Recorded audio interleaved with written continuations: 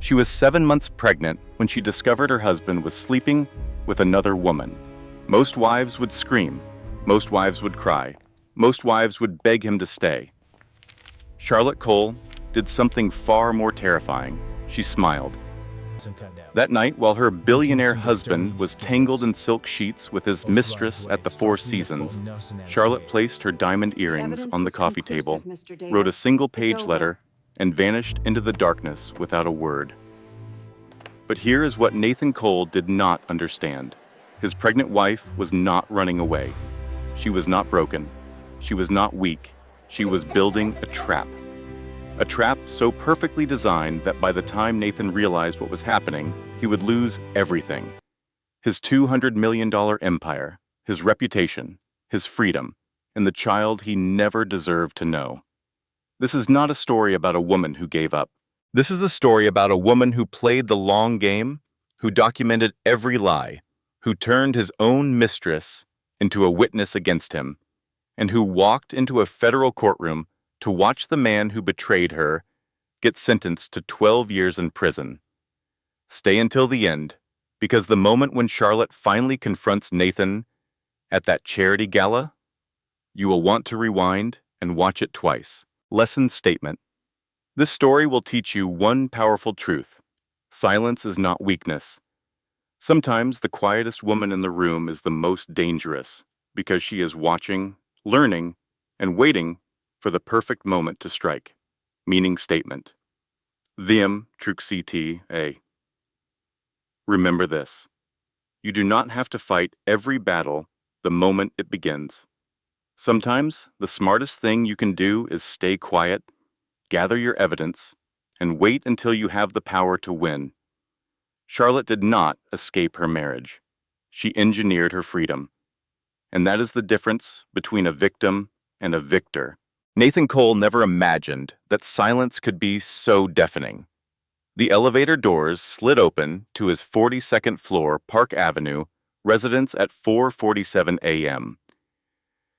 Through the massive windows, Manhattan sparkled, vibrant and unceasing, but Nathan paid it no mind. His tie was undone, hanging loosely. His jacket was still infused with the warmth from another person, another place. A different version of himself that he liked to think only came out after dark. He stepped inside and stopped dead in his tracks. The apartment was pitch black, not just dim, completely dark. Charlotte always kept a light on for him when he was out late. Every single time. It was her silent way of showing she wasn't worried, a little display of affection he had ceased to value months ago. But tonight, there was nothing. Only the soft radiance of the city lights seeping through the panes of glass. Nathan flipped a switch. The living room materialized, immaculate and arranged as if for a magazine shoot. The usual throw blanket was missing from the leather couch. Her pregnancy guide was not sitting open on the marble coffee table. The half-empty glass of water she normally left by the window, where she enjoyed watching the city stir to life, was gone.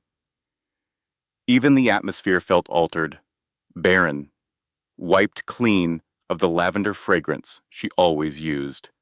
That is when he noticed it. A tiny velvet box, positioned exactly in the middle of the coffee table. Nathan felt his breath hitch. He recognized that box. He had purchased it 7 years prior, on an impulsive afternoon when he thought love could be measured in material things, back when he still felt the need to prove himself. With fumbling hands, he put his phone down and opened the lid. A pair of diamond earrings rested inside. They were not ostentatious or large, just elegant, the type Charlotte reserved for significant occasions, their wedding day, the day of her first ultrasound, the charity event where she was by his side as investors shook his hand, telling him he was a man to know. Under the earrings lay a single, folded piece of paper. His name was written across the front. The handwriting was neat and unwavering, no smudges, no sign of distress. For a second, Nathan hesitated to open it. He told himself it was all a big misunderstanding. Charlotte was just being hormonal. Pregnancy could do that to a person. She had probably just gone to her mother's for a night or two. He could smooth this over. He always smoothed things over, but the state of the apartment suggested otherwise. Her coat was no longer in the entryway. The framed sonogram picture that was always on the console table had vanished. Her books, her laptop, and the old recipe box from her mother that she kept on a kitchen shelf. They were all gone. Nathan unfolded the letter. The words on the page didn't shout. They didn't point fingers. They didn't plead. They settled softly, which was somehow much worse. By the time you are reading this, I will be gone. This isn't because I was weak, and it isn't because I gave up. It's because I finally accepted the reality you have been showing me for months. Nathan's gaze darted across the page now, quickening, looking for an argument he could fight. I used to think love was about being patient. I believed that if I waited silently, if I stood by you, if I made myself less important, you would finally notice me again. But love is not supposed to feel like being lonely next to someone else. He let out a quiet, scornful laugh. Less important, he had provided her with an entire world. The penthouse, the extravagant life, the kind of security other women only dreamed of. Did that mean nothing to her? I am aware of the nights you claimed were business meetings. I am aware of the hotel rooms that carried the scent of someone else. I never confronted you because I needed to be certain about one thing first. I had to know if I was still willing to erase myself just to hold on to you. Nathan felt a tightness spreading in his chest. He had thought she was oblivious. Or worse, he had thought that even if she knew, she would never have the courage to leave. I am 7 months pregnant. Every choice I make from now on is tied to another heartbeat. I cannot bring a child into a home where unspoken truths cause more pain than arguments, where being loyal is seen as a burden. He shot up from his seat and began to pace. Outside, the city carried on, completely indifferent.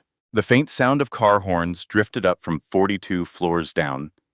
In the distance, a siren's wail rose and then disappeared. Life moved on, unconcerned that his was falling apart. This is not about getting even. I am not leaving to make you suffer. I am leaving because if I stayed, I would teach our child the wrong kind of lesson, that love demands being humiliated. That marriage is about enduring without self-respect. Nathan's mouth felt dry. The letter wasn't filled with drama. That was the issue. It left him with nothing to rage against. There was no hysteria he could write off. There were no conditions he could negotiate. You will likely convince yourself that I have overreacted, that my pregnancy has made me irrational, that I will be back once I have had time to cool off. I will not be back. His phone vibrated on the table. It was a message from Vivian, bubbly and thoughtless, asking if he had gotten home okay. An image came through after it. 2 champagne glasses, silk bedsheets. Her smile was framed just so to create a sense of intimacy. Nathan looked from the screen to the letter in his hand. I am taking with me only the things that are mine, my dignity, my child, and the kind of future I will not have to beg for. Please do not try to find me. If you ever felt anything for me, let this be your final, freely given gift. The signature was just her name, Charlotte. No little hearts, no final appeal, no offer to talk it over. Nathan sank onto the couch, the leather cool against his skin. For the very first time that night, a feeling he rarely experienced crept over him. It was fear. Because in that flawlessly quiet penthouse, Nathan Cole finally faced the truth he had been dodging for months. This was not some kind of bluff. This was not a challenge. His pregnant wife had not walked out to hurt him. She had walked out because she was finished with him, and buried far beneath his layers of ego and self-deception, a more terrifying thought began to take hold. It was a thought he could not get rid of, no matter how hard he tried. What if she knew this was coming long before he did? What if her departure was not a spur-of-the-moment decision at all? What if his pregnant wife had been methodically planning this very moment while he was too preoccupied with tearing everything down to even see it? Nathan read the note a second time, and then a third. The penthouse had never seemed so cavernous, or so desolate. And for the first time in his adult life, Nathan Cole had no idea what his next move should be. 18 months before, Charlotte Hayes was not searching for a relationship. She was trying to find new business. The charity fundraiser at the Museum of Natural History was the perfect place for her small interior design company to get noticed. It was full of wealthy patrons with refined tastes, people who changed their apartment decor as often as other people buy coffee. That morning, Charlotte had rehearsed her sales pitch in front of the mirror, fiddled with her discounted Nordstrom dress multiple times, and made a vow to herself that she would give out at least 15 business cards by the end of the night. She gave out only 2, and they were both to the same man, Nathan Cole. He had spotted her standing by herself near the dinosaur display, where she was pretending to study the Tyrannosaurus Rex skeleton, but was actually avoiding a woman who kept asking if she designed baby nurseries. "I can't stand these events," he said, suddenly appearing next to her with 2 glasses of champagne. "Everyone acts like they care about these charities that they'll forget about by next week." Charlotte took the glass automatically. "So why are you here?" A smile touched his lips. "Because my financial advisor tells me that making charitable contributions is good for my taxes."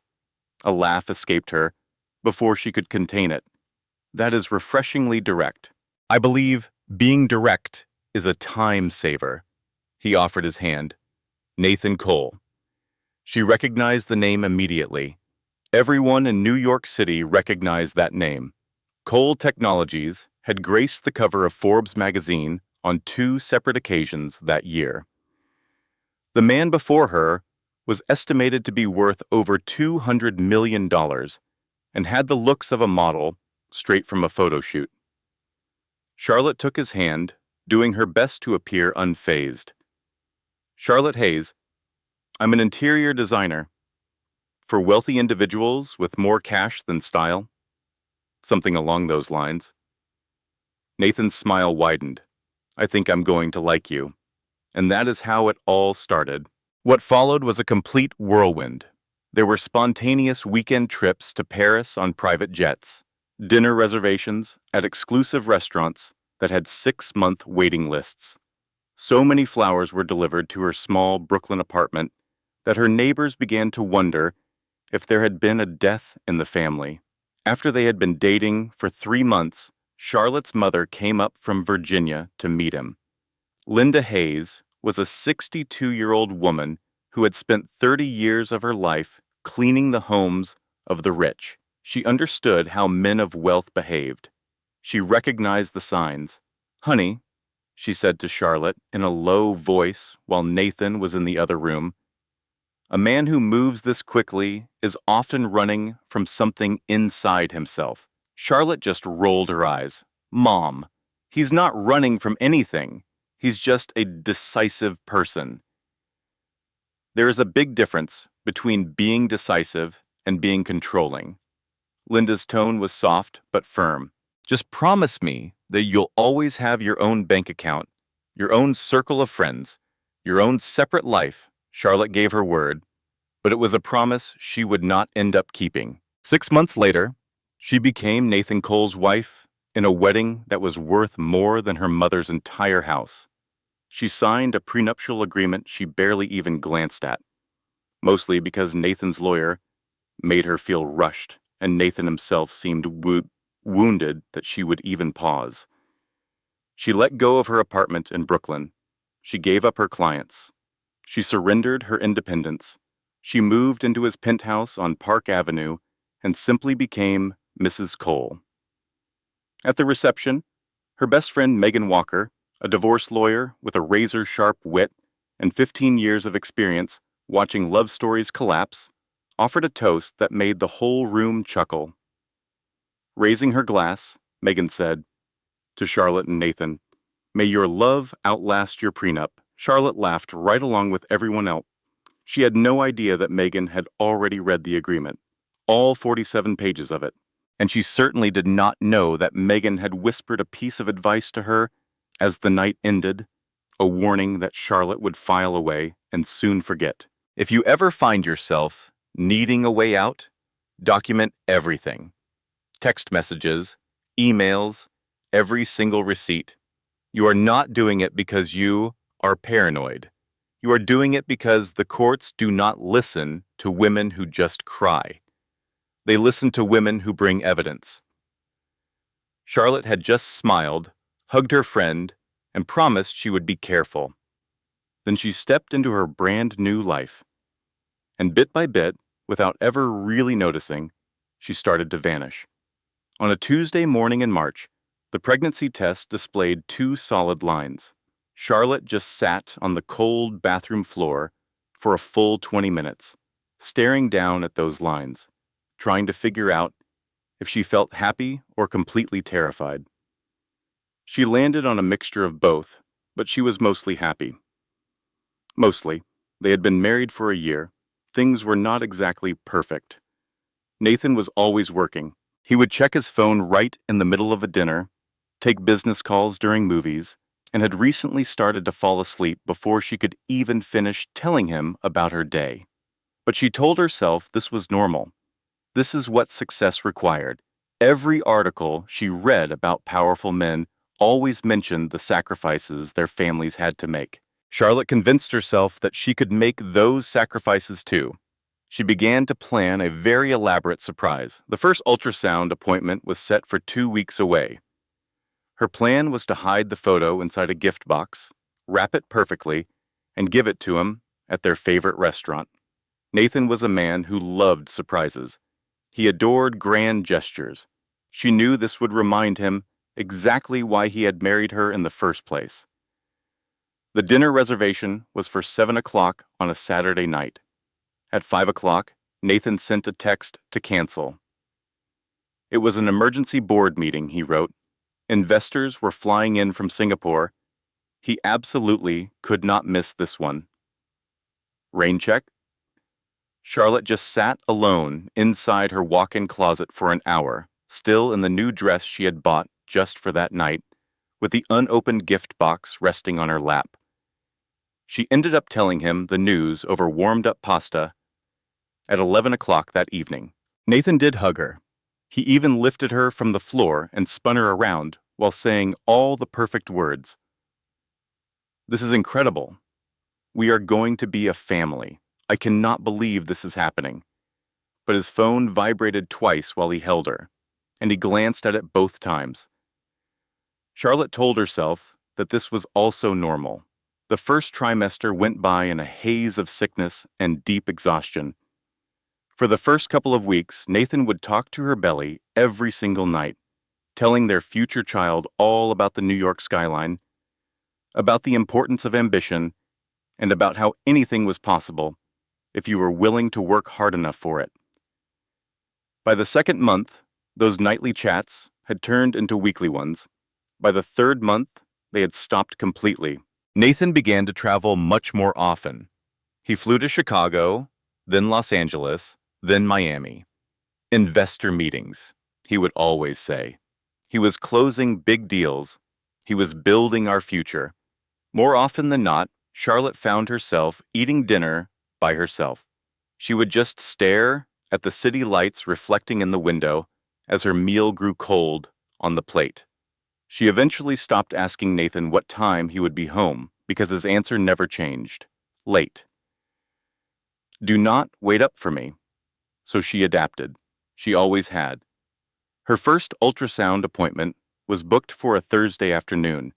Nathan had promised her he would be there. He put it in his calendar. He even set 3 separate reminders. He never showed up. Charlotte had to lie alone on the examination table, watching the flicker of her baby's heartbeat on the monitor as tears quietly streamed from her eyes into her hair. The technician made a point not to look at her. She must have seen scenes like this every day. Pregnant women with missing husbands. It was the same sad story playing out in doctors' offices all over the city. Afterwards, Charlotte finally broke down and cried in the parking garage. Not because anything was wrong with her baby, but because she knew something was deeply wrong with her marriage. And for the first time, she truly let herself feel it. After that day, the gifts began to show up. Expensive jewelry, bouquets of flowers, designer handbags. Every delivery came with a note of apology. Sorry I could not make the appointment. Sorry I have been so swamped with work. Sorry I am not the husband that you deserve. Charlotte took the gifts because accepting them was far easier than admitting what they really felt like. They felt like payments, like bribes. They felt like a man trying to buy his way out of a guilty conscience he did not want to think about too hard. She started to notice the change in the way Nathan looked at her. He was not being openly unkind, just distant. He had less patience for her. He would kiss her on the cheek instead of her lips. He would blame his lack of desire on being tired. He stopped asking her how she was feeling because he just assumed her being there meant that she was fine. The first time Charlotte smelled a strange perfume on his jacket, she did not say a word. The second time, she washed the jacket herself. The third time, she finally stopped pretending. The thing that hurt the most was not the betrayal she already suspected. It was the cold realization that the man she married did not see her as his partner anymore. She had become just a chapter in his life that he had already moved past. So Charlotte started to watch him, silently, very carefully. She began to notice all the patterns she had chosen to ignore before.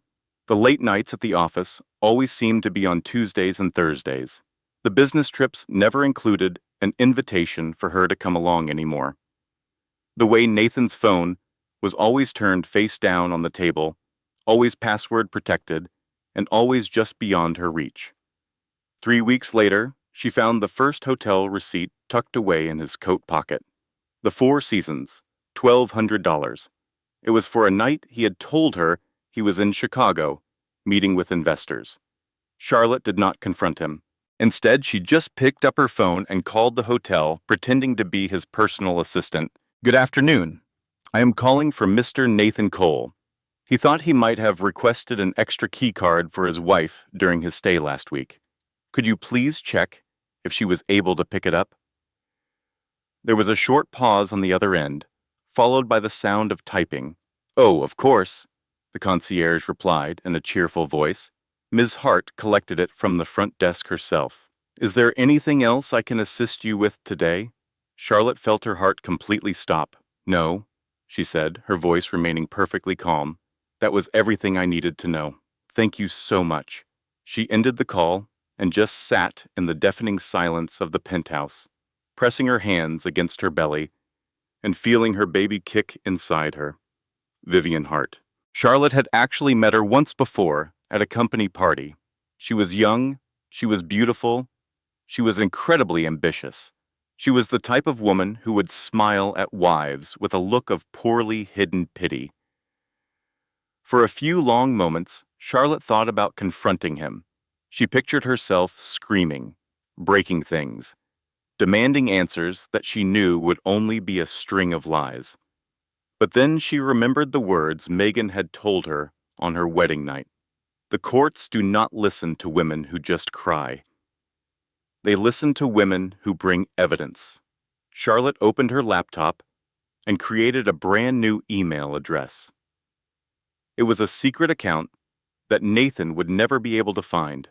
And then she started documenting everything, every single receipt, every late night, every excuse that did not quite make sense. She forwarded his credit card statements to herself and took pictures of his calendar. She recorded dates and times and locations with the kind of precision you would expect from someone building a legal case, because that is precisely what she was doing. Charlotte was 7 months pregnant and felt completely trapped in a marriage to a man who had stopped seeing her as a person. But she was not a stupid woman, and she was certainly not helpless. She just needed more time. She needed time to collect all her evidence, time to create a solid plan, and time to figure out exactly how to leave a man who was worth $200 million without losing everything she had, especially her child. She lay awake in bed that night, with Nathan snoring beside her, his phone buzzing with messages he believed she knew nothing about. Charlotte put a hand over her stomach and made a silent vow. I will get us out of this situation. Both of us. I just have to be very, very smart about it. She closed her eyes, and she began to plan her escape.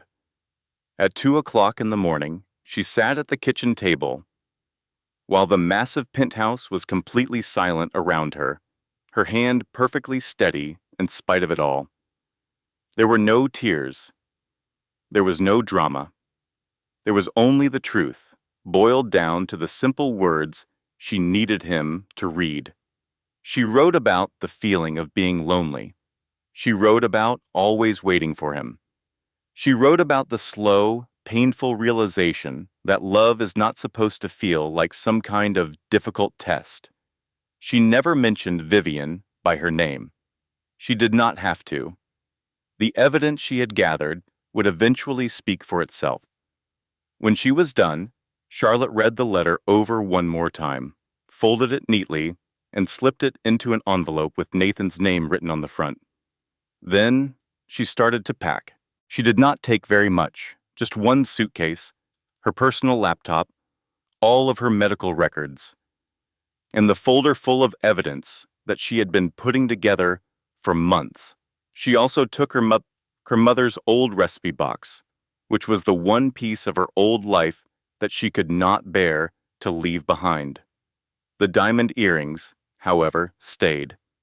Charlotte put them back in their velvet box and placed them right on the coffee table where Nathan would be forced to see them. It was a symbol. It was a goodbye. It was a final statement that said much more than any letter ever could. I am leaving all the things you gave me. I am only taking with me what I have truly earned. At 4 o'clock in the morning, Charlotte stood in the doorway of the apartment she had considered her home for the last 3 years. The city lights sparkled outside the windows, looking both beautiful and completely indifferent to her situation. Somewhere in that city, her husband was asleep in another woman's bed, fully expecting his pregnant wife to be waiting for him when he came home.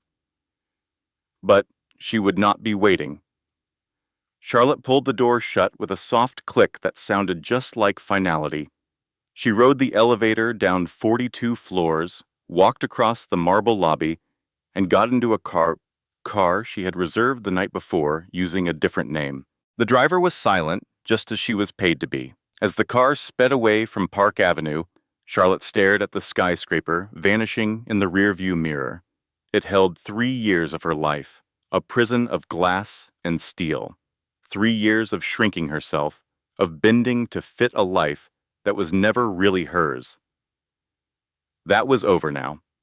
She faced the road ahead, her hands resting on her belly. A strong, determined kick came from within. I know, Charlotte whispered to her unborn child. We are going to a safe place. I promise you. The journey stretched on for 12 long hours. She had thought about hiding in the city, maybe finding a small place Nathan would never consider, but she knew better. She understood his power, his influence, and his terrifying ability to track down anyone he chose. She had to vanish without a trace. Her mother's home in Virginia offered the perfect refuge. It was a small, weathered house in a blue-collar neighborhood where a man like Nathan Cole would never dream of looking. The grass was overgrown, and the paint was flaking off the siding. Inside, the familiar scent of her mother's cooking from the last 30 years filled the air. It was absolutely perfect. Charlotte finally pulled up at 4 in the afternoon, sick to her stomach and weary from the long drive. Her mother, Linda Hayes, stood waiting on the front porch with her arms crossed, her face impossible to read. Linda had gotten just one text that morning. Coming home, need help. Do not tell anyone. She had not replied with any questions. The moment Charlotte got out of the car, she broke down completely. In 3 quick steps, Linda closed the distance and pulled her daughter into a tight embrace. There was no judgment in her touch, no hint of, "I told you so." It was just the strong, steady comfort of a woman who had faced her own battles and won. "I am so stupid," Charlotte cried into her shoulder. "You tried to tell me. Megan tried to tell me. Everybody knew but me." Linda smoothed her hair back from her face. "You are not stupid. You are a woman in love. There is no shame in that." She held Charlotte at arm's length, her gaze direct. But staying with him? That would have been a mistake. Once inside, Charlotte sank into the old, familiar couch from her childhood. The cushions were flattened, and the material was faded, yet it felt more like home than that gleaming penthouse ever did. Linda quietly brought her a glass of water and some crackers, giving her space. She knew that some stories can only be told when they are ready. When she was ready, Charlotte explained it all. She told her mother about the affair, the proof she had found, and the note she left on the table. She confessed her deep-seated fear that Nathan would hunt her down, take the baby, and destroy what little she had. Linda listened patiently to the entire story. After a long silence, her mother simply nodded. Then, she asked the one question that cut through the chaos. "So, what is your plan?" Charlotte let out a shaky breath. "I do not have one.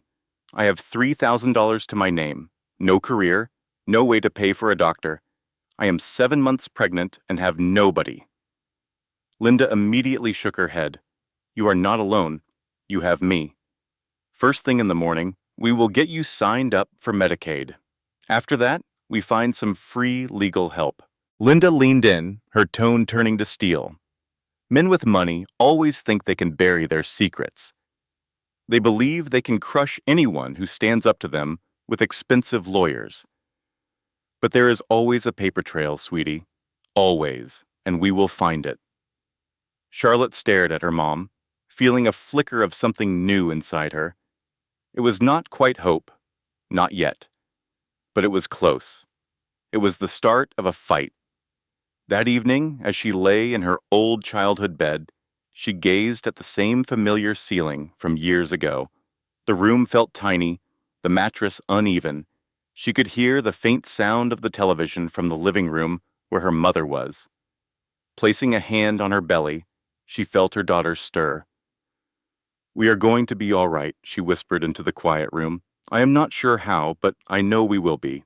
She shut her eyes, and for the first night in a very long time, her sleep was free of dreams about Nathan Cole. Meanwhile, back in Manhattan, Nathan awoke to a silent, empty penthouse and a letter that was about to detonate his world.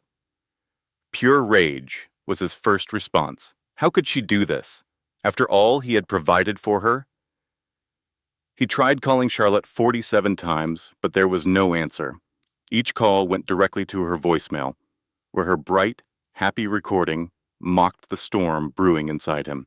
He finally called his lawyer at 6 in the morning. "Find her," Nathan commanded, his voice strained with anger. "And I want to know exactly what she took with her." The lawyer assured him he would start right away. After hanging up, Nathan stalked through the apartment like a trapped animal, his mind racing, unable to focus. Vivian showed up at noon. She used her own key to let herself in, her expression a perfect mask of concern. Nathan was too distracted to see the cold strategy in her eyes. "I heard the news," Vivian said in a gentle voice, making herself comfortable on the sofa as if she owned the place. "Are you all right?" "She is gone," Nathan stated, his voice devoid of emotion, vanished in the night like a coward. Vivian gave a sympathetic nod. She was never very stable. Those pregnancy hormones can make women crazy. To be honest, Nathan, you are lucky to be rid of her. Nathan desperately wanted to accept her words as truth. He needed to believe Charlotte was the one with the problem, that her running away was a sign of her own weakness and not his fault. Concentrate on your business, Vivian went on, placing a reassuring hand on his arm. I will be here to support you. Nathan looked at her, a wave of relief washing over him. Finally, someone who got it. He was completely oblivious to the faint, triumphant smile on Vivian's lips. He had no idea that his pregnant wife leaving was the very thing she had been hoping for. That afternoon, Rosa, the housekeeper, came for her scheduled cleaning. She was a 58-year-old woman from the Dominican Republic who had been with Nathan for 10 years. In that time, she had watched 3 other girlfriends pass through his life before Charlotte. Rosa had been truly fond of Charlotte. Mr. Cole, Rosa began cautiously as she put down her supplies. Is Mrs. Charlotte going to return? Nathan's muscles tensed.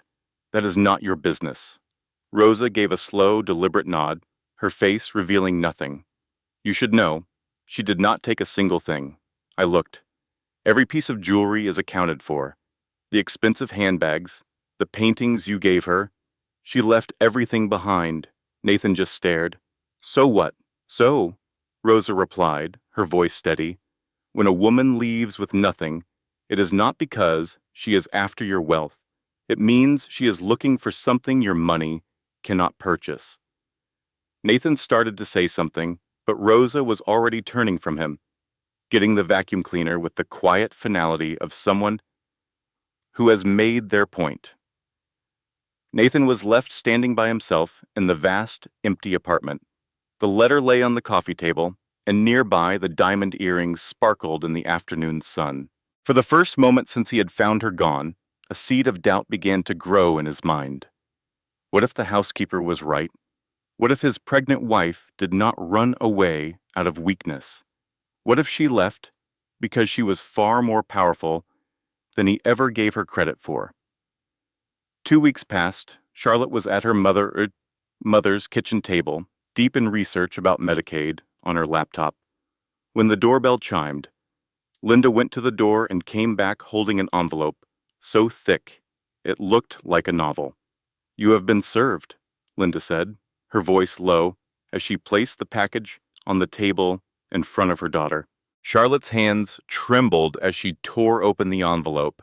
A flood of legal papers covered the table, filled with confusing terms, false claims, and demands that made her feel sick.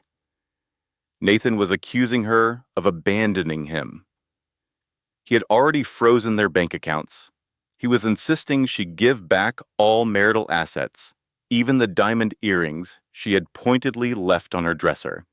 But the cruelest blow was his accusation that by leaving while pregnant, she was trying to turn their child against him. Her eyes blurred as she read the final section over and over.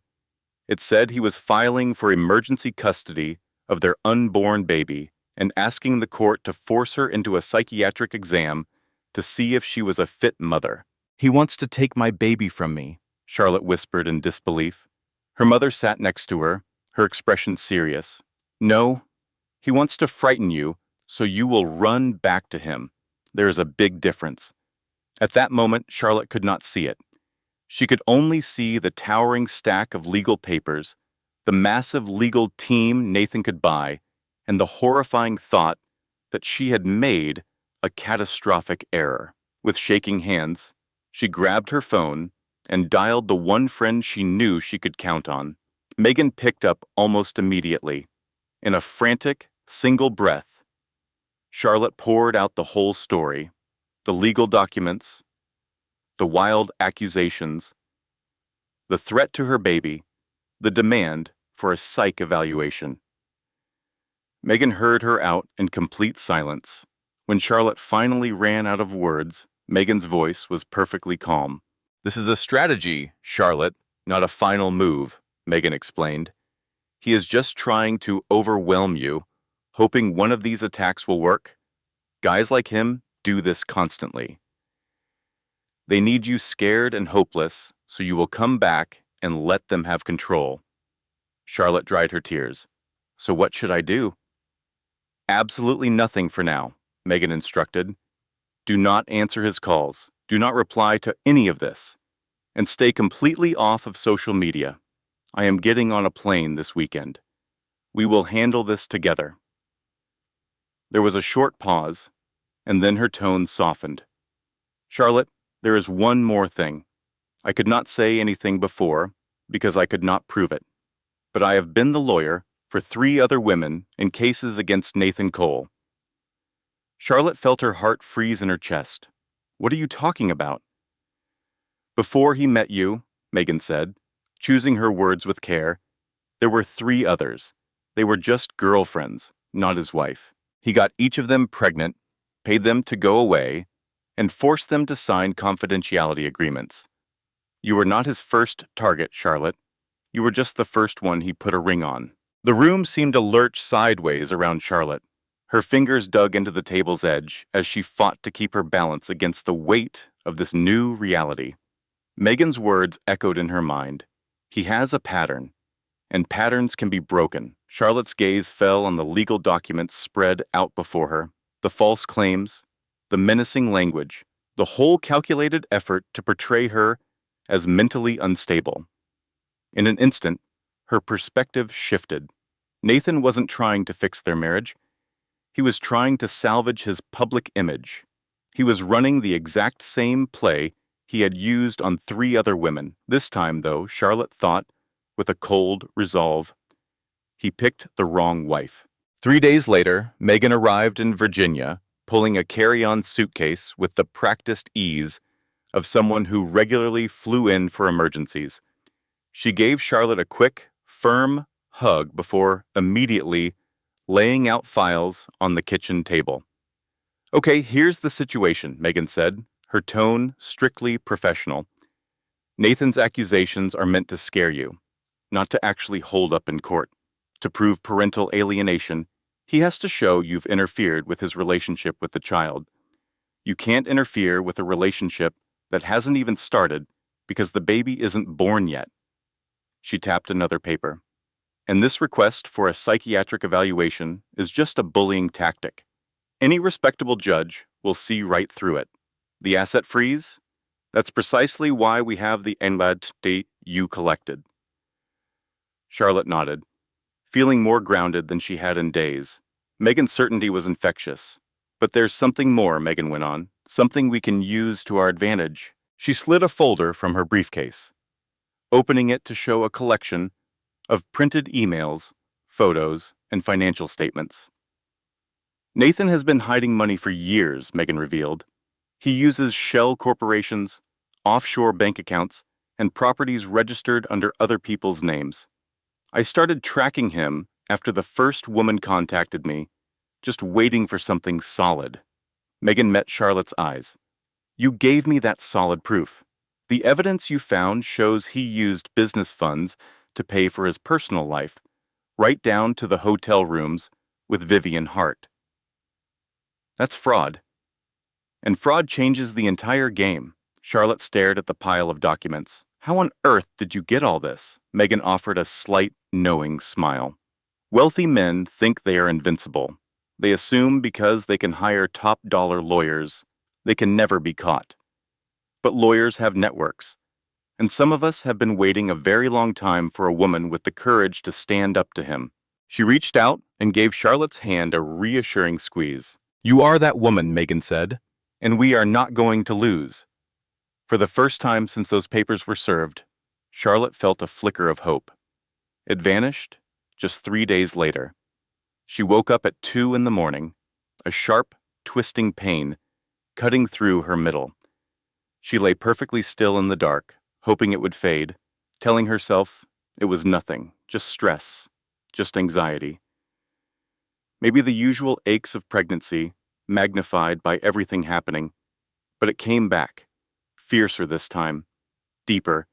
It was a pain that refused to be ignored, Charlotte struggled to sit up, a gasp escaping her lips as she reached for the bedside lamp. The small room was suddenly bathed in light. Her hands were trembling. "Mom!" she cried out, her voice thin and shaky. "Mom!" Something is really wrong. Linda was in the doorway in an instant. She took one look at her daughter's face, her own expression hardening with worry, and grabbed the phone. The hospital was only 20 minutes from the house, but the drive felt like it took 20 years. Charlotte lay in the back of her mother's car, pressing her hands against her belly while tears streamed down her cheeks. Every little bump in the road sent a new jolt of pain through her. Each passing minute stretched into an eternity. "Please," she whispered over and over. "Please, please." She didn't know if she was praying or begging or just clinging to the sound of her own voice. Once they reached the emergency room, everything became a chaotic swirl of bright lights and rushed voices. Machines beeped all around her. Someone's hands were pressing on her. A nurse asked questions she could barely process. "Your blood pressure is at a critical level," a doctor told her, his face grave. "We have to get you stabilized right now. If we can't bring this down, we might have to deliver the baby early." "Early?" Charlotte's voice cracked. "But I'm only 32 weeks pregnant." The doctor's expression softened just a little. "We're going to do everything in our power, but I really need you to try to stay calm. Stress is only going to make this situation worse." Calm. He was asking her to be calm while her life was falling apart. While her baby's life was at risk, while her husband was using the courts to take her child, her own body was trying to take her child through a medical crisis. Charlotte squeezed her eyes shut and focused out on her breathing. In, out, in, out. The hours dragged on. Lab results came in. Medicine flowed into her arm through an IV drip. At last, just as the first light of dawn was appearing in the windows, the doctor came back. "The baby is stable for now," he said, "and your blood pressure is slowly decreasing, but you absolutely must rest. I mean real rest. No stress, no court cases, no fighting. Your body simply cannot take it right now." Charlotte gave a weak nod, overcome with waves of relief. It had been so close, terrifyingly close. Later, when she was finally alone in the quiet room, with only the soft hum of the monitors, Charlotte rested both hands on her belly and felt her daughter kick. "I'm sorry," she whispered. "I am so sorry. I promise I will do a better job. I promise I will keep you safe." The baby kicked once more, as if she understood. Lying there in the hospital bed, staring at the ceiling tiles, Charlotte understood something with chilling clarity. She had been fighting Nathan's battle. She had been reacting to his moves, letting his lawyers dictate the strategy and the schedule. That was about to end.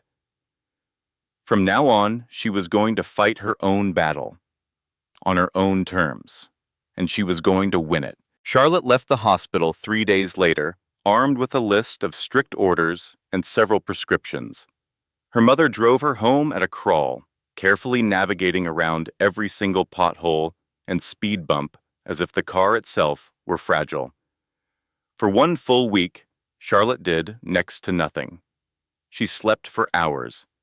She ate the food Linda put in front of her. She would sit on the porch in the warm afternoon sun, watching the birds flit around the overgrown garden. She never checked her email. She didn't touch a single legal paper. She refused to think about Nathan Cole, except for the fleeting moments right before falling asleep, when his face would appear in her mind and she would force it away. Her body began to heal. Her mind started to catch up, though much more slowly. When she finally felt ready to open her laptop, an email from Megan was waiting for her that changed the course of everything. "I found someone who can help us," Megan wrote. "Her name is Helen Russo. She's a retired family court judge, served 28 years. Now she helps women in your exact position, free of charge. She wants to meet you." Charlotte looked in the words on the screen for a long time. Finally, she typed her response. Set up the meeting. Helen Russo was 68 years old with a full head of silver hair, and she was absolutely intimidating. She pulled up to Linda's house in a plain sedan and wore a blazer that probably cost more than all the furniture in the living room. Her handshake was like a vice. Her sharp eyes seemed to take in every detail. Charlotte Hayes, Helen said, taking a seat at the kitchen table as if she owned the place. I've reviewed your file. Your documentation is outstanding.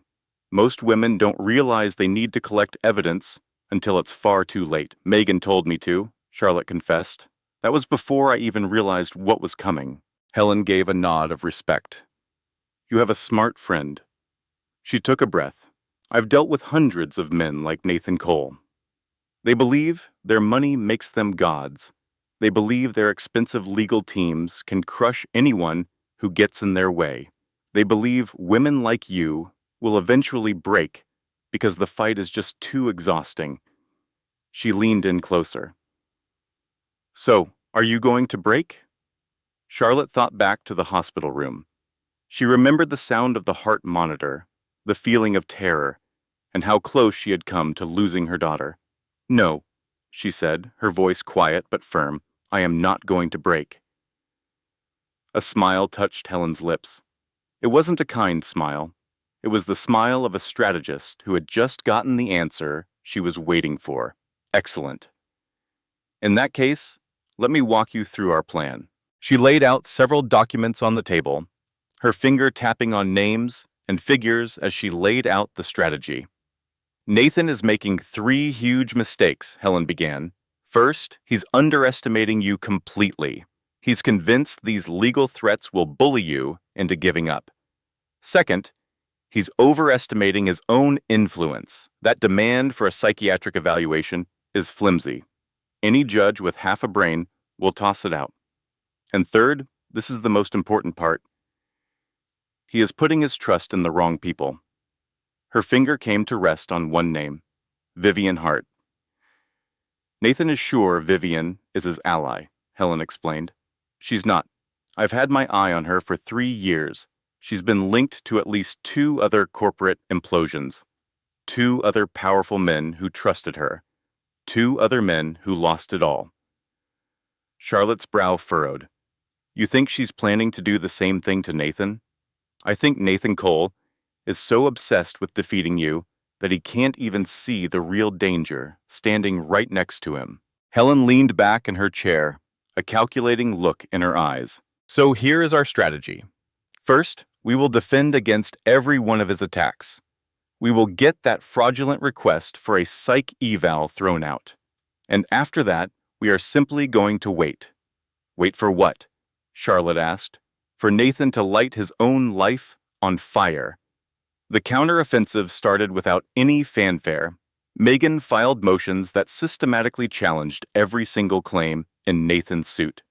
The charge of abandonment was thrown out in less than 2 weeks. The court partially lifted the freeze on her assets. The request for a psychiatric evaluation was denied after Helen made just one call to the judge's clerk. From her home in Virginia, Charlotte could only watch as her legal team took Nathan's case apart, one piece at a time. But Helen's instructions had been clear. Just winning in court wasn't the goal. They needed Nathan to become so busy, so wrapped up in his own escalating problems, that he would never notice the final decisive move they were about to make. Charlotte realized she needed to find them. She reached out to the 3 other women Nathan had bought off before her. It took weeks of careful conversations, gentle promises, and legal safeguards before any of them were willing to talk.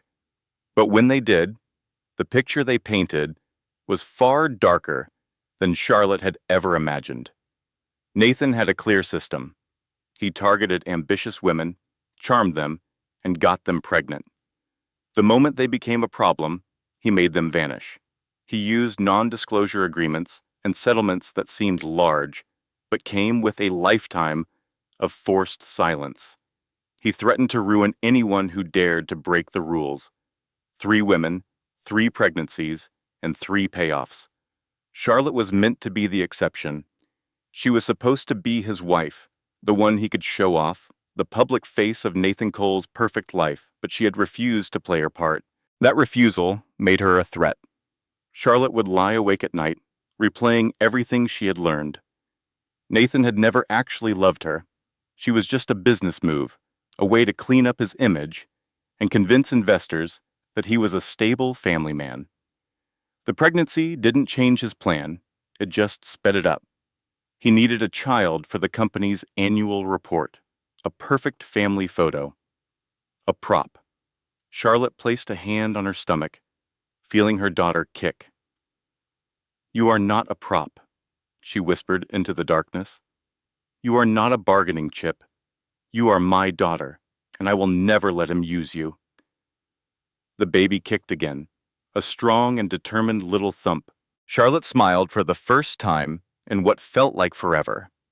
For months, she had felt like a victim, completely powerless, while Nathan held all the power. But she finally saw the truth. Nathan wasn't powerful, he was desperate. He was just a man watching his carefully built world start to fall apart, and he was taking it out on the person he thought was the easiest target. But Charlotte wasn't an easy target anymore. She was the one with all the evidence, and she was about to use it. Baby Emma was born on a Thursday morning in early October. Charlotte had prepared herself for a difficult birth. After everything she had endured, the hospital scare, the weeks of intense stress, the constant fear, she was ready for complications. But instead, Emma arrived quickly. She weighed 7 pounds and 4 ounces, had healthy lungs, and perfect little fingers. Her cry filled the entire room and made Charlotte burst into tears of pure, overwhelming happiness. A nurse laid the baby on Charlotte's chest, so warm and solid and unbelievably tiny. "Hi," Charlotte whispered, her voice cracking with emotion. "I've waited so long to meet you." Emma blinked up at her with blurry, newborn eyes, and Charlotte felt something locked deep inside her finally break free. This was the only thing that mattered. Not Nathan, not the legal battles, not the money or the fancy apartment. Just this tiny person, this new life she had protected through betrayal and fear. This was everything. Linda showed up an hour later with a stuffed elephant, crying almost as hard as Charlotte had. "She's perfect," Linda said, her fingers trembling as she gently stroked Emma's cheek. "Absolutely perfect." Charlotte could only nod, too overwhelmed to speak. Later that evening, when the room was finally quiet and Emma was sleeping in her hospital bed, Charlotte glanced at her phone. There were 16 missed calls from Nathan's lawyers. There were 0 from Nathan. She looked at the screen for a long time. Then she flipped the phone over, face down, and turned her attention back to her daughter. "You deserve so much better than him," Charlotte said softly, "and I'm going to make sure you get it." The custody hearing was set for 3 weeks after Emma's birth. Charlotte walked into the courthouse, flanked by Helen Russo on one side and Megan on the other. Emma was safe at home with Linda. Charlotte had pumped enough milk to last for a week and had given her daughter's forehead about 400 kisses before she left. Now she stood in a marble hallway, wearing a simple black dress and feeling the quiet strength of a woman with nothing left to fear. Nathan and his legal team were already inside. There were 4 lawyers in expensive suits, shuffling papers and looking important. Nathan sat at the far end of the table, his jaw clenched, his eyes locked on the door. Their eyes met the moment Charlotte walked in. For just a second, a flicker of something crossed Nathan's face. Maybe it was surprise, or maybe recognition. She had changed. She was thinner, and her expression was harder. She no longer looked like the wife who had run away. She looked like someone who had come back to fight. Charlotte held his gaze for exactly 3 seconds before looking away and taking her seat. The hearing started. Nathan's lawyers presented their case with practiced skill. They claimed Charlotte was unstable, that she had abandoned their marriage without any warning, and had denied a father access to his child. They suggested she was an unfit mother. Helen Russo listened to it all with no expression on her face. When her turn came, she stood up slowly and spoke to the court with the confidence of a person who had been in this situation 1,000 times. "Your Honor," she began, "my client did not abandon her marriage. She escaped a pattern of emotional abuse and infidelity, which we have thoroughly documented." She passed a folder to the court clerk. "Inside, you will find proof of the petitioner's affair, including hotel bills, witness testimony, and financial records that show marital money was used to pay for romantic trips with his mistress, Vivian Hart." Nathan's lead attorney jumped up. "Objection. This has nothing to do with custody." Helen offered a cold smile. "I disagree. A father's character is always relevant, especially when that character includes paying off 3 other women he got pregnant to buy their silence." The courtroom fell completely still. All the color drained from Nathan's face.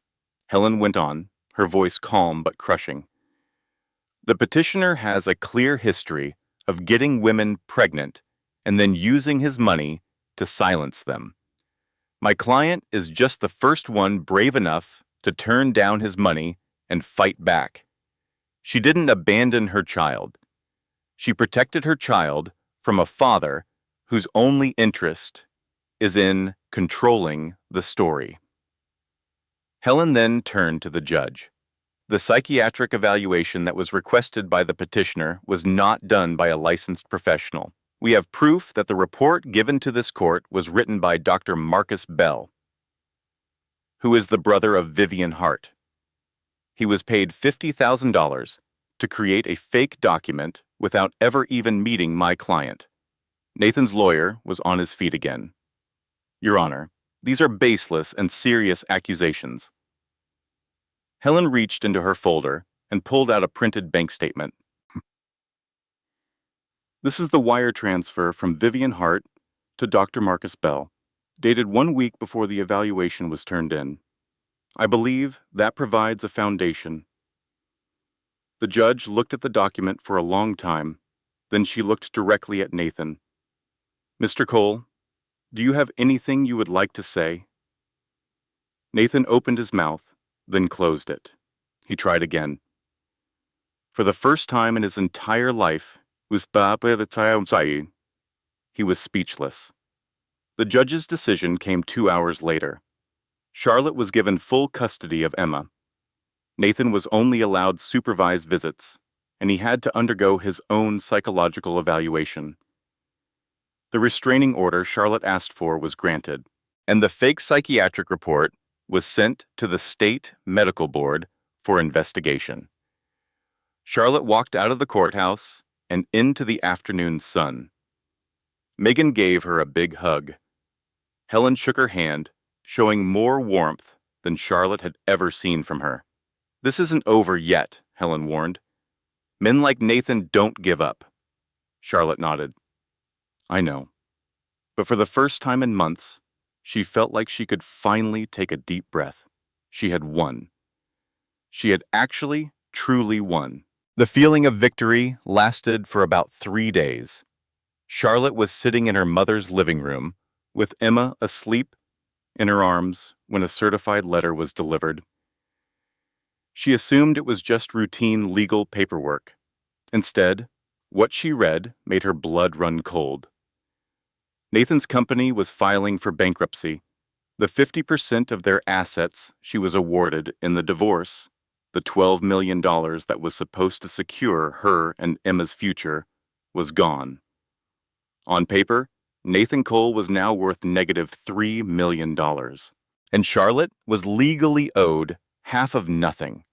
She read the letter a second, then a third time, hoping the words would start to make sense. They never did. Nathan hadn't just lost his company. He had planned this. He must have known the bankruptcy was coming. He probably started planning it the very day she filed for divorce, and she had fallen right into his trap. Charlotte stared at the pile of papers on her mother's coffee table. All the evidence she had collected, the witnesses she had found, the legal battle she had won, none of it made a difference now. Nathan had found another way to defeat her, and he did it without ever having to face her in a courtroom again. Charlotte didn't get any sleep that night. She sat at her mother's kitchen table, surrounded by legal documents, her mind racing with possibilities she couldn't bear to face. The bankruptcy filing was 47 pages of confusing financial terms, but the meaning was simple. Nathan Cole had hidden his money. He had moved his assets, created fake companies, and shifted his wealth to places where the courts couldn't touch it. The bankruptcy wasn't real. It was an act, a show designed to make him look penniless while he kept his millions safe. And Charlotte was meant to be left with absolutely nothing. She was left with no spousal support, no child support, and no hope for the future. So at 3 a.m, she made a call to Megan. "I know it is late," Charlotte began before Megan could even say hello. "I just need you to tell me that I am not losing my mind." Megan's voice was heavy with sleep, but her answer was immediate. "You are not losing your mind. Tell me what happened." Charlotte laid it all out for her. The sudden bankruptcy, the vanished assets, and the sick realization that Nathan had been planning this for a very long time. Megan listened without a word. After a long pause, she finally spoke. "He is very good at this," Megan said. "Even better than I gave him credit for." "Is that supposed to make me feel better?" Charlotte asked. "No, it is supposed to make you angry." Charlotte squeezed her eyes shut. "I am already so angry." "Good," Megan said, "because anger is what gets things done. And listen to me, Charlotte. Wealthy men do not really go bankrupt. They just move their money to places people cannot find it. We are talking about offshore accounts, cryptocurrency, and property hidden in other people's names. The money is absolutely still there. Our job is to find it." "How?" Charlotte asked. "We start with Vivian," Megan replied. "The investigation would take weeks." Charlotte's first call was to Rosa, the housekeeper, who had been with Nathan for a decade. Rosa had seen and heard everything, and her memory was perfect. "Mr. Nathan, he was on the phone all the time," Rosa explained during their first talk. "He assumed I did not understand him, because my English is not perfect, but I understand a lot more than he thinks." Rosa continued, "I heard him talking to Miss Vivian about buying houses, about private islands. He talked about putting things in her name." Charlotte leaned closer to the phone. "What kinds of things?" Rosa paused. "Everything. Bank accounts, properties. He called it a form of protection. He said that nobody could ever take away what they could not find." Charlotte's heart started beating faster. "Do you remember any names, any locations?" Rosa considered it for a moment. "The Bahamas." He mentioned the Bahamas many times, and there was a company name. It had the word blue in it. Blue water, or maybe blue horizon. Something like that. That small clue was all they needed. Megan dug into the lead, searching through corporate records, financial databases, and using connections that operated just outside of normal business channels. What she discovered was far worse than Charlotte could have ever imagined. Nathan had done more than just hide his assets. He had moved a total of $8 million to a shell company named Blue Harbor Holdings, which was registered in the Bahamas. He did this just 2 weeks before he filed for bankruptcy. And the sole owner of Blue Harbor Holdings? It was Vivian Hart.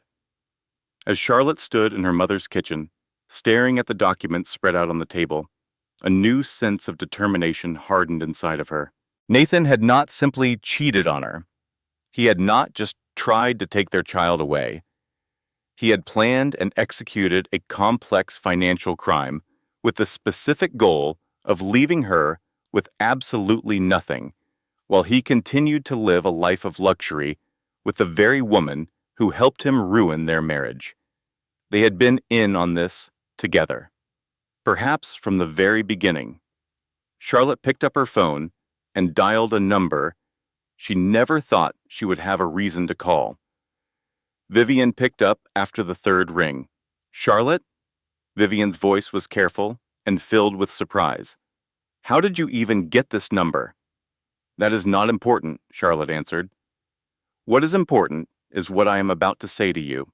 She could hear Vivian moving around, most likely making sure Nathan was not close enough to overhear.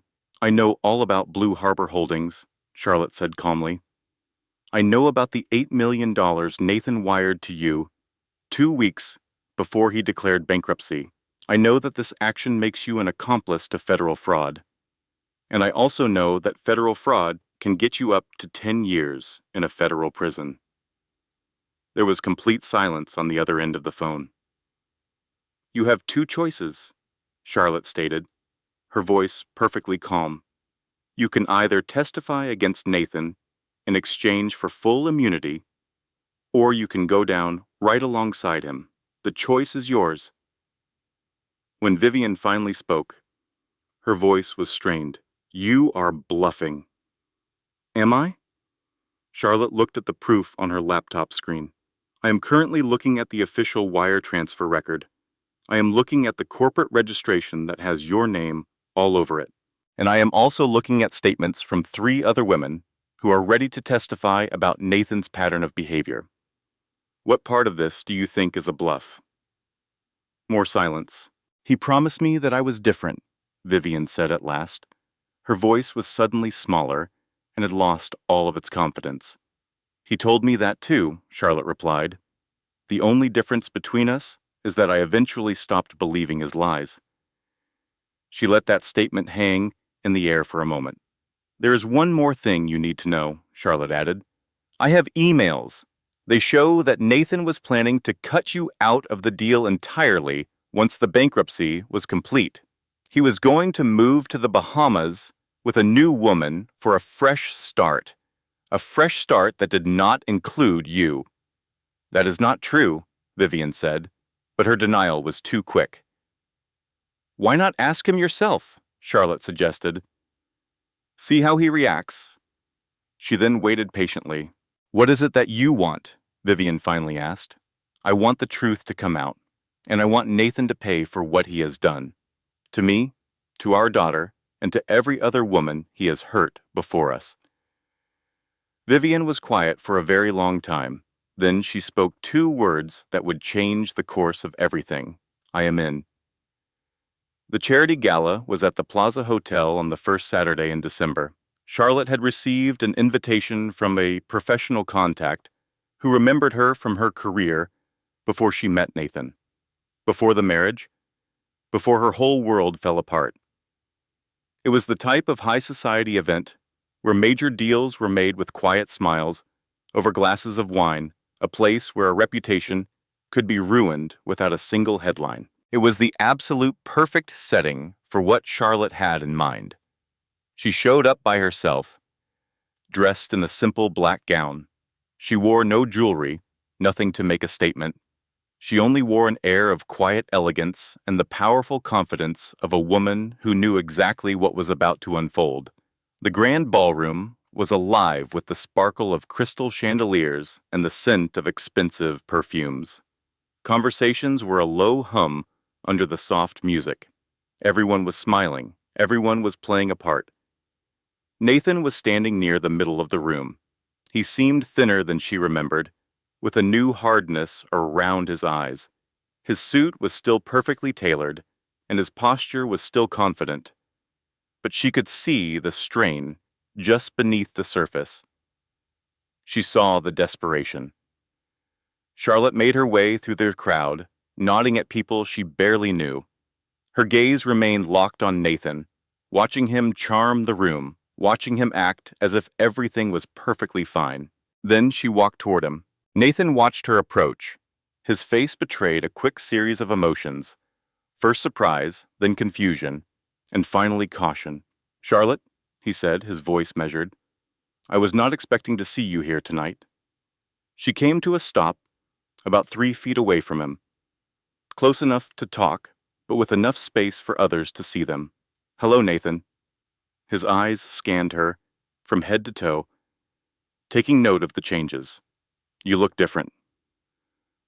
"I feel different," she replied. He tried to force a smile, but it was hollow and did not reach his eyes. "How is the baby?" "Her name is Emma," Charlotte said, her tone perfectly level. "And she is doing wonderful. Thank you so much for asking." The sarcasm in her voice was quiet, but impossible to miss. Nathan's jaw clenched. "What are you doing here, Charlotte?" She tilted her head just slightly. "I wanted to see you, one last time." "Before what?" he asked. "Before your entire world changes." She reached into her small purse and took out a thin folder. Nathan's eyes immediately shot down to it, and a look of pure fear flashed across his face. He recognized what was happening. He knew exactly what was coming. "This folder is being delivered to the Federal Bureau of Investigation on Monday morning," Charlotte said. Her voice was low but unwavering. "It details the fraudulent bankruptcy, the hidden assets, and the wire transfers to Blue Harbor Holdings. It has everything." The color completely drained from Nathan's face. "You cannot prove any of that." "Actually, I can," Charlotte said. She opened the folder and showed him the top page. It was a copy of a wire transfer record. It showed his signature, Vivian's name, and the amount. $8 million, Nathan. It is all right there in black and white. Nathan's calm exterior finally shattered. "That is illegal. You obtained that document illegally." "I got it from your mistress," Charlotte responded coolly. "She is currently cooperating with investigators to receive full immunity. She has told them everything." Nathan just stared at her, speechless, for the first time in his life. Charlotte closed the folder and placed it back in her purse. "You dedicated our entire marriage to making me feel small," she said.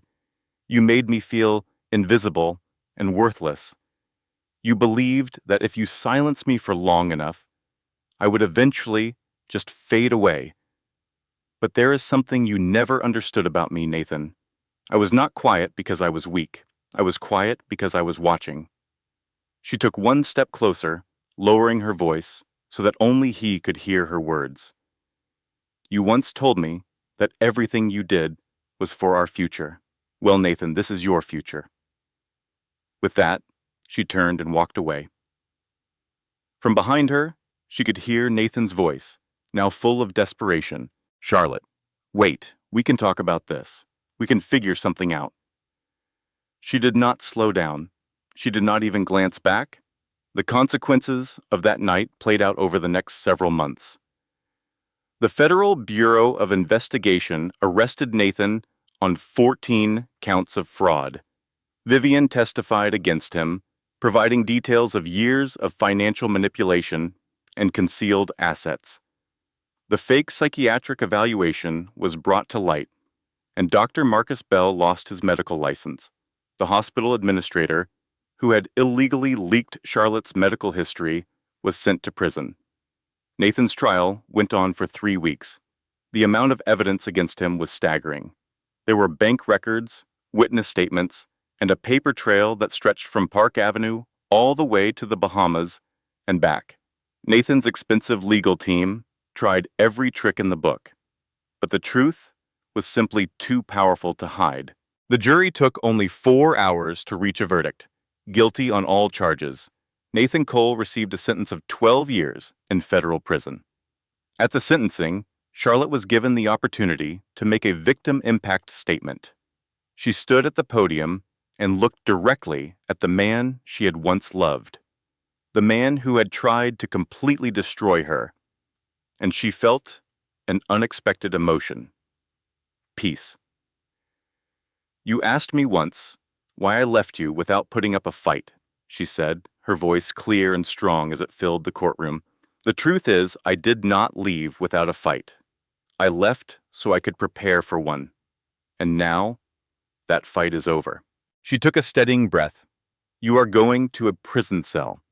I am returning home to our daughter, the little girl you have not mentioned a single time, not once over the last 2 years. You did not ask when she was born. You did not ask when she learned to walk. Not one single time. Nathan just sat there, at the defense table, his expression completely empty. You believed your money gave you power, Charlotte went on, but fortunes can be lost. Reputations can be destroyed. The only real thing you had was me, and you discarded me. She stared straight at him. That was your greatest error. With that, Charlotte turned and left the courtroom, never once glancing back. The doors swung shut behind her. It was truly finished. A couple of years went by. Charlotte crafted a new life for herself in Virginia, a world away from the towering glass buildings and fancy penthouses she once considered home.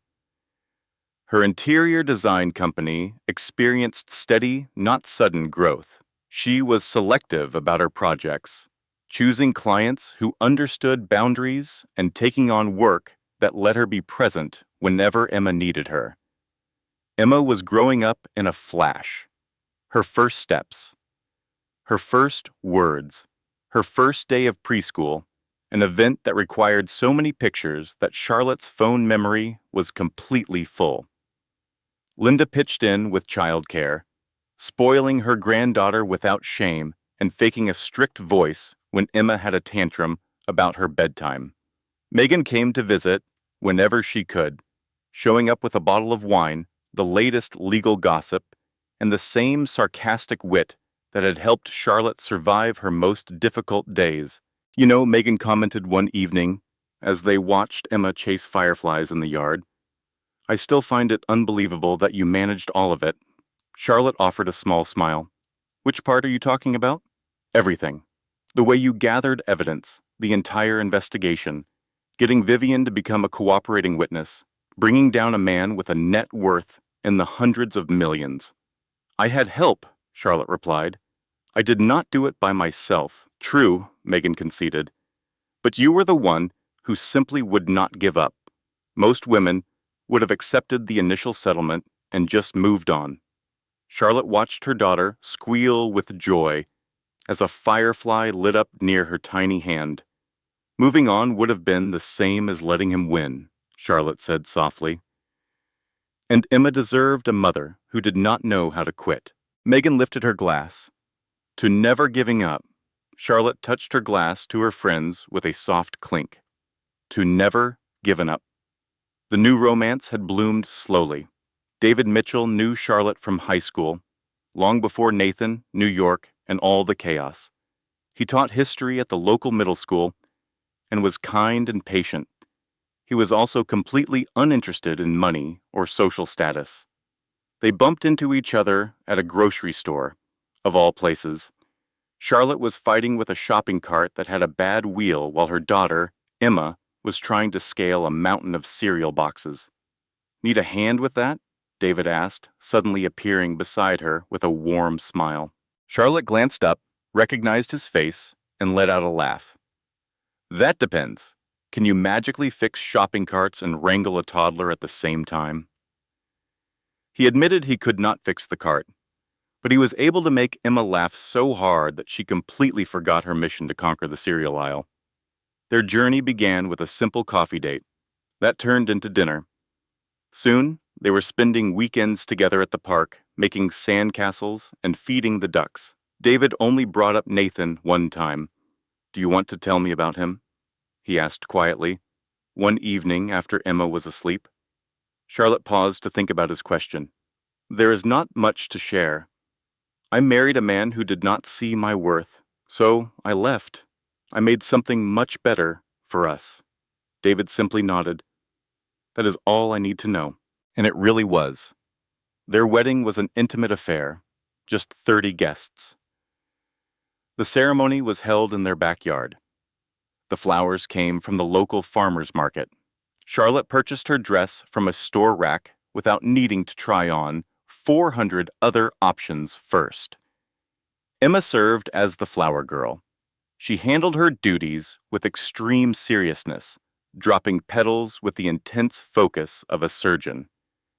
Charlotte's mother wept throughout the whole ceremony, dabbing at her eyes with tissues and claiming it was just her allergies. Megan delivered a toast that had everyone chuckling. To Charlotte and David, she announced, lifting her glass, "May your new marriage last longer than the old one."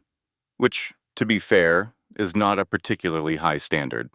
But still, Charlotte laughed so uncontrollably that she almost spilled champagne all over her dress. The party continued until the stroke of midnight. Emma eventually dozed off in her grandmother's lap.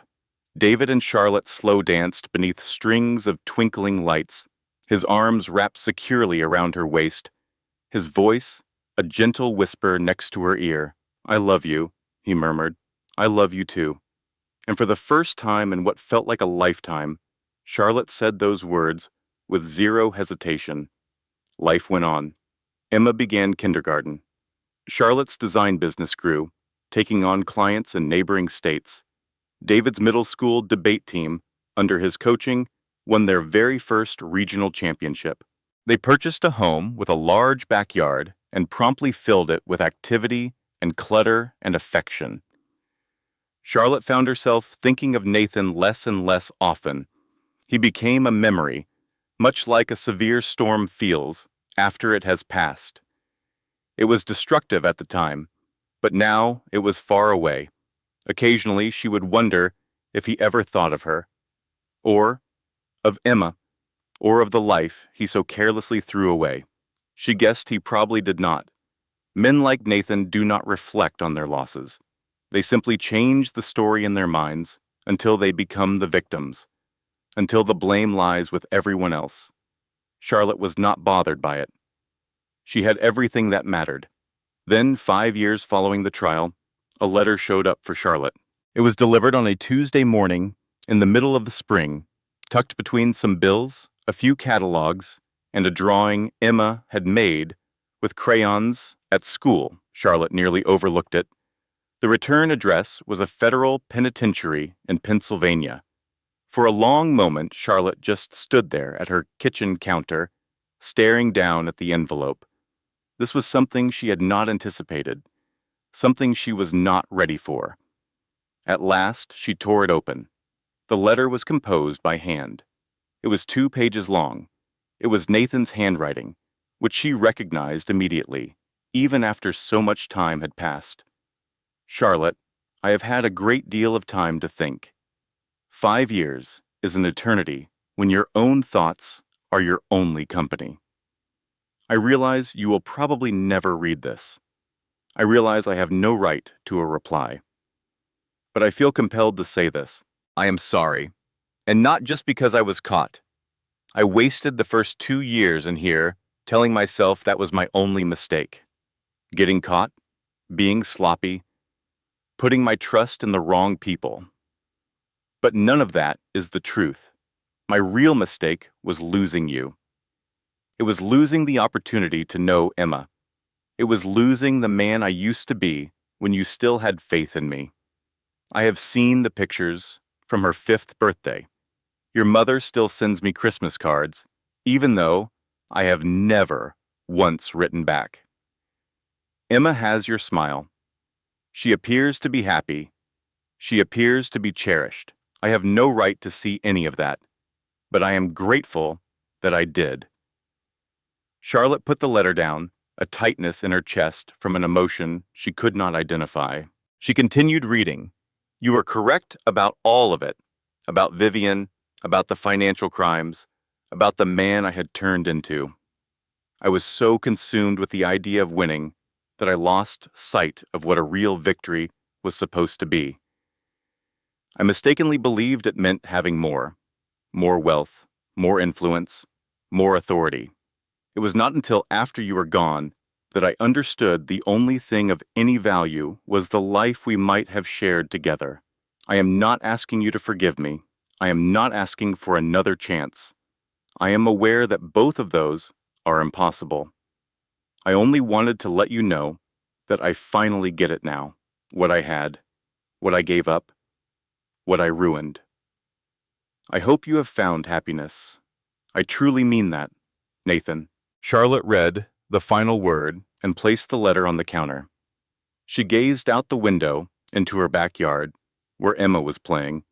David was giving her a push on the swing, and both of them were laughing. For just a second, Charlotte allowed herself to experience it all: the rage, the sorrow, that strange mix of pity and gratification that arises from seeing someone finally deal with the outcome of their own actions. After a moment, she folded the letter, slid it into a drawer, and shut it. She never wrote him back. That night, once Emma was sound asleep and David was in the living room grading school papers, Charlotte went out to the back porch to watch the stars appear one by one. The letter remained in the drawer. She had not mentioned it to David. Perhaps she would later. Perhaps she never would. It did not seem important. Charlotte reflected on the person she was 5 years earlier, frightened, utterly alone, pregnant, and running from a life that had become a prison. She remembered the nights she had sobbed until her whole body hurt. She remembered the days filled with constant self-doubt. And then she thought about her life now, the company she had established, the family she had nurtured, the daughter who called David Daddy, and had almost no memory of any other man ever being in her life. Nathan's letter had not asked her for anything. That was likely the most genuine thing he had ever offered her. But as she sat there, under the night sky, Charlotte knew she did not require his apology. She had ceased needing anything at all from Nathan Cole a very long time ago. True recovery does not come from the one who caused the pain. It comes from the life you manage to build after they are no longer in it. Charlotte's life was rich. It was chaotic. It was imperfect. It was filled with the boisterous energy of a 7-year-old and the comforting, quiet presence of her husband. It was precisely the life she never realized she had always wanted, and it belonged to her. The following morning, Emma discovered the open drawer while she was searching for some crayons. "Mommy, what is this?" she asked, holding the envelope up with curious eyes. Charlotte gently took it from her. "It is just an old letter, my dear." "Who is it from?" "It is from a person I knew a long time ago." Emma thought about this with the serious look she always got when she was learning something new. "Are they a friend of yours?"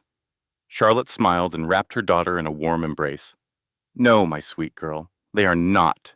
She put the letter away in the drawer and made sure it was closed. Then she held Emma's hand, and they walked into the kitchen, where David was busy making pancakes, and the morning light was pouring through the windows like a golden promise. "Come on," Charlotte said. "It is time for breakfast." Her past was in the past. Her future was happening right now, and it was absolutely wonderful. If this story resonated with you, if Charlotte's path reminded you that real power is not just about fighting, but about choosing the right moment to make your move, please do something for me. Go ahead and click that like button. It lets me know that you appreciate stories like this one. Leave a comment down below. Let me know what you might have done if you were in Charlotte's situation. I personally read every single comment. And if you are not yet a subscriber, this is the perfect opportunity. We release new stories each week, stories that celebrate resilience, that demand justice, and that feature women who will not be silenced. Please share this with anyone who you think needs this message today. Because every now and then, hearing the right story at the perfect time can make all the difference. I appreciate you being here. Thank you for staying with me to the very end. And always remember, the next chapter of your life has not yet been written. This content was carefully researched, developed, and manually edited by our team to deliver meaningful lessons and real value to your life. Every story we share is crafted with purpose, because we believe the right story at the right time can change everything.